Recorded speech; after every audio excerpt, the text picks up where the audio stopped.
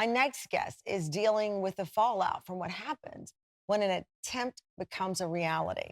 At just 19 years old, YouTube star Camryn Clifford is now a widow. She's 19 and doing everything she can now to make sure her two young daughters will never feel the pain and the guilt after her husband took his life. I wish more than anything that we can just lay in bed all day, but it is time to get started for breakfast. We are having pancakes. From pancakes to diaper changes, Camryn Clifford has chronicled daily life as a mom of two and her marriage to husband Landon on her YouTube channel, Cam and Fam. We'll see what that eventually turns into. Since 2017, the 19-year-old has built a following of more than 1.5 million subscribers, making Camryn one of Gen Z's self-made stars. Let's see what Delilah's up to. But behind the screen, Camryn was struggling, watching as Landon fell deep into darkness, battling anxiety, addiction, and depression. I am extremely exhausted. Listening to a newborn scream for 30 minutes is not so fun. Even fans started to notice, commenting on Landon's sunken eyes and change in behavior in videos like this one. We don't want it to be too matchy, you know? Then last August, in an emotional video that's been viewed nearly 12 million times, Camryn revealed heartbreaking news. If you haven't heard, my husband, Landon Clifford, has passed away. Landon had taken his own life, leaving Camryn to raise their 2-year-old daughter, Colette, and newborn baby, Delilah, alone. I think he just felt like a burden and like we'd be better off without him, which is so far from the truth. Camryn joins me now from Destin, Florida. Camryn, thank you so much for joining us today. Hello. Hi. I'm interested to see the picture behind you says nothing is real. Yes, It has it's so from, many meanings, right? Beatles. I want to start, though, by what was real.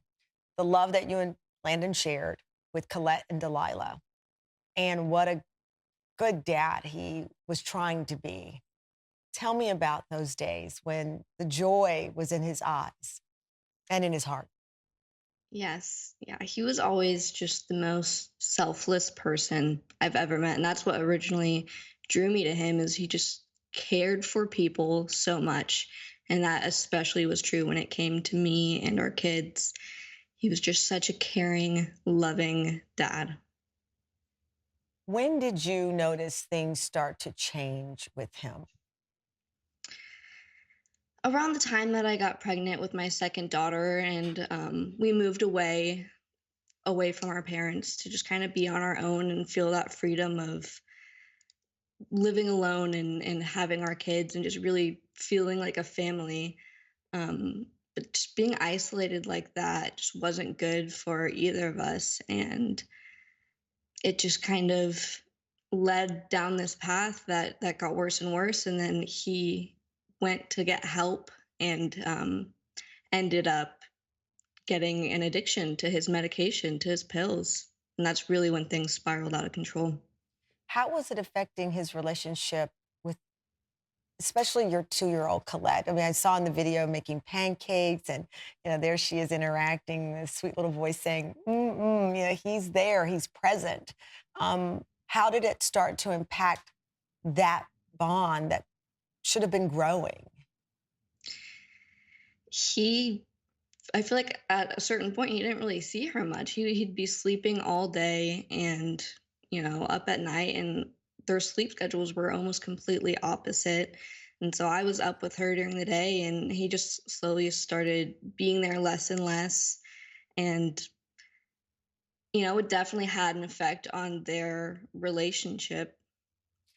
Because at age 2, I imagine she's starting to ask or wanting to play and wanting to interact. She doesn't know why dad is still sleeping, but she wants to see him.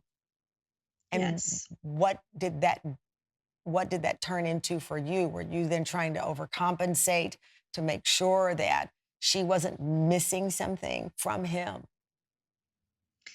Yeah. I mean, especially towards the end there, a lot of it was put on me, and I kind of had to put my own issues aside because I was also dealing with my own mental health struggles. Mm. But I really just had to step in and kind of do what moms do and just be strong for everyone. And I definitely took on a big role in, our connection really deepened with his absence, I feel like. Um, yeah, I took a breath, Cameron, right before, because I was looking at that and I was thinking, you're dealing with this privately, but your fans, and you have so many, have been watching this as well. And I honestly, I'm just gonna be honest, I thought about Kurt Cobain and Frances Bean, and how she lost her dad at this young age, but then her whole life that was a part of the story. How are you preparing yourself to explain it to Colette, also knowing that she'll be able to forever look these up on the internet and people will express their opinions and thoughts and support? But her father is now part of the people owning some of his story.